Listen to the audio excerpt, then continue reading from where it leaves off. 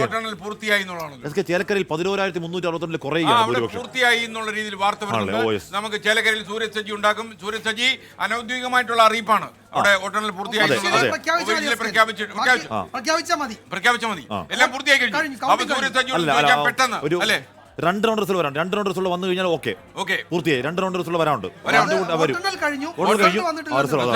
അപ്പൊ വോട്ടെണ്ണൽ പൂർത്തിയായി. അപ്പൊ നമുക്കൊരു സൂരജ് സജി ഒന്ന് കണക്ട് ചെയ്താല് നമുക്ക് ചേലക്കരയുടെ ചേലിന്റെ കാര്യം ഒന്ന് ചോദിക്കാം. Chelakkara please connect. ചേലക്കര പാലക്കാടാണ്. സൂരജ് സജി പറഞ്ഞ ഓടം വരും കേട്ടോ. നല്ല വിളിപ്പുറത്തുണ്ടെന്ന് മാത്രമല്ല നല്ല അച്ചടക്കമുള്ള പയ്യൻ. ഉടനെ കല്യാണം കഴിപ്പിക്കണം.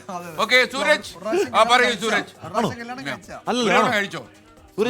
ഇനി ഒരു തവണ അവിടെ കഴിക്കണ്ട. സൂരജ് ഒരു ചോദിച്ചു, സൂരജ് കല്യാണം കഴിച്ച ആളാണോ? സൂരജ് കല്യാണം കഴിച്ചാണോ? കല്യാണം കഴിച്ചോ? ആണോ? കല്യാണം കഴിച്ചാണോ? ഉള്ളത് പറ. കല്യാണം കഴിച്ചുള്ള ഒരു മോളുണ്ട്.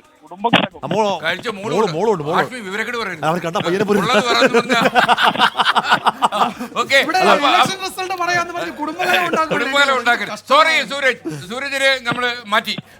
പറയൂ സൂരജ് സജി അവിടെ ചേലക്കരയിലെ കാര്യം പറയൂ പ്ലീസ്. 11 റൗണ്ടുകൾ എണ്ണി തീർന്നിരിക്കുന്നു. 11 റൗണ്ടുകൾ എണ്ണുമ്പോൾ രമ്യക്ക് ചെറിയ ആശ്വാസം. അതായത് 11ാം റൗണ്ടിൽ രമ്യ ലീഡ് ചെയ്യുന്നു എന്നുള്ളതാണ്. 11ാമത്തെ റൗണ്ടിൽ മാത്രം രമ്യ ലീഡ് ചെയ്തു. ഇതുവരെ ഒരു റൗണ്ടിലും രമ്യ ലീഡ് ചെയ്തിരുന്നില്ല. പക്ഷെ 11ാം റൗണ്ടിൽ രമ്യ ലീഡ് ചെയ്യുന്നു. അത് തന്നെയാണ് ഈ പ്രദീപിന്റെ കുത്തനെയുള്ള ഈ ഭൂരിപക്ഷം കുറയാൻ ഇടയാക്കിയിരിക്കുന്നത്. 11ാം റൗണ്ട് എണ്ണി പൂർത്തിയായപ്പോൾ 11,362 വോട്ടിനാണ് നിലവിൽ UR പ്രദീപ് ലീഡ് ചെയ്യുന്നത്. ചെറിയൊരു ഓഡിയോ പ്രശ്നമുണ്ട് അല്ലേ? അത് ടെക്സ്റ്റ് ചെയ്യൂ, ഞങ്ങൾ പറഞ്ഞോളാം. അതായത് ലാസ്റ്റ് റൗണ്ടിൽ രമ്യ ഹരിദാസ് ലീഡ് ചെയ്തെന്നാണ് പറയുന്നത്. അവസാന റൗണ്ടിൽ രമ്യ ഹരിദാസ് ലീഡ്. പക്ഷേ ഇനി ലീഡ് ആയിട്ട് പ്രത്യേകിച്ച് കാര്യമൊന്നുമില്ല. അതുകൊണ്ടാണ് പെട്ടെന്ന് 10,000-ൽ നിന്നും ഭൂരിപക്ഷം കുറഞ്ഞു 11,362 കാരണം. ലാസ്റ്റ് റൗണ്ടിൽ രമ്യ ഹരിദാസ് ലീഡ് ചെയ്യുന്നതുകൊണ്ടാണ്. ഈ പറഞ്ഞ റൗണ്ടുകളൊന്നും ലീഡ് ചെയ്യാൻ കഴിയാതിരുന്ന രമ്യ അവസാന റൗണ്ടിലേക്ക് എത്തുമ്പോൾ ലീഡ് ചെയ്യുന്നു. അതുകൊണ്ടാണ് ഭൂരിപക്ഷം പിടിക്കുന്നത്. നമ്മൾ ശ്രദ്ധിക്കപ്പെടാതെ പോയ ഒരു കാര്യമുണ്ട്.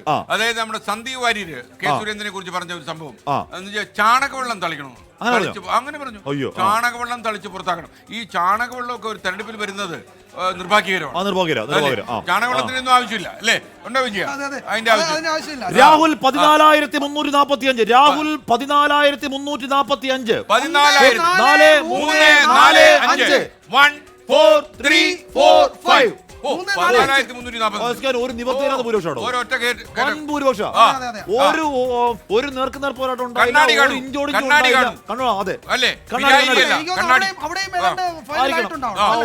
ഏകദേശം 14,340 റിപ്പോർട്ട് കിട്ടുമ്പോൾ പാലക്കാട് നിയോജക മണ്ഡലത്തിൽ UDFന്റെ രാഹുൽ മാങ്കൂട്ടത്തിൽ 14,345 വോട്ടുകൾക്ക് ലീഡ് ചെയ്യുന്നു. ലോകമെമ്പാടും ഇരുന്ന് മലയാളി ജനസമൂഹം ഈ തെരഞ്ഞെടുപ്പ് സംപ്രേഷണം കണ്ടുകൊണ്ടിരിക്കുകയാണെന്ന് അറിയാം. അവരോടാണ് പറയുന്നത് 14,000-ലധികം വോട്ടുകൾക്ക് രാഹുൽ മാങ്കൂട്ടത്തിൽ പാലക്കാട് കോട്ട പിടിക്കുന്നു. അതിൽ ചേലക്കരയിലേക്ക് പോയാൽ ഇപ്പോൾ അവിടുത്തെ ലീഡ് 11,362 കുറഞ്ഞു നിൽക്കുകയാണ്.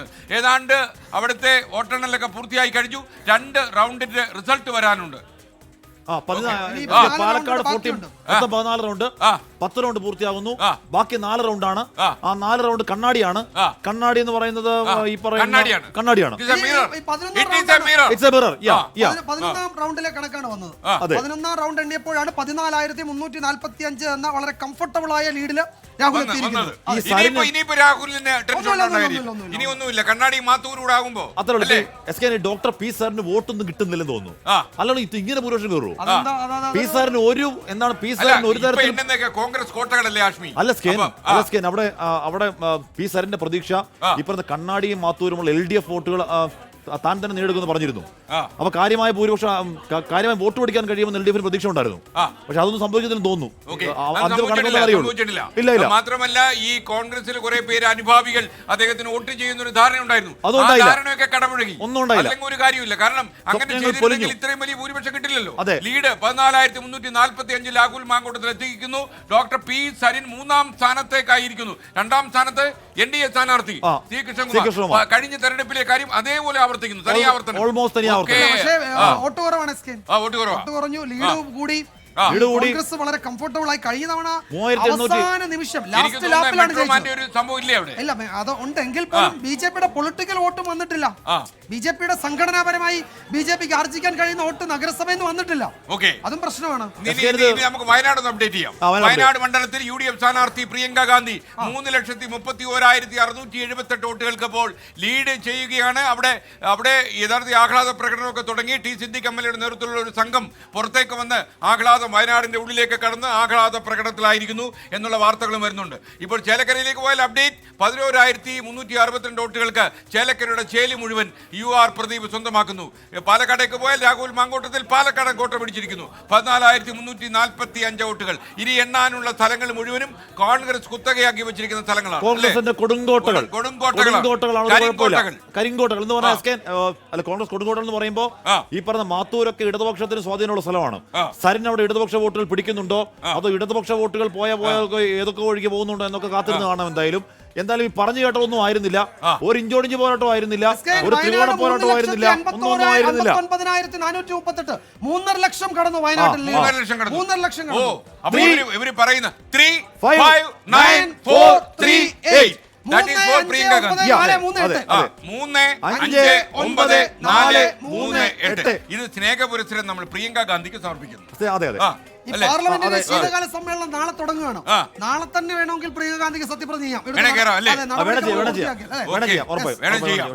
അപ്പൊ ലോക്സഭയിൽ പോയി വയനാടിന്റെ കാര്യം പറയട്ടെ. കേന്ദ്ര സഹായം കിട്ടിയിട്ടില്ലല്ലോ. രാഹുൽ ഗാന്ധി പ്രിയങ്ക ഗാന്ധി ലോക്സഭയിലേക്ക് വരികയാണ്.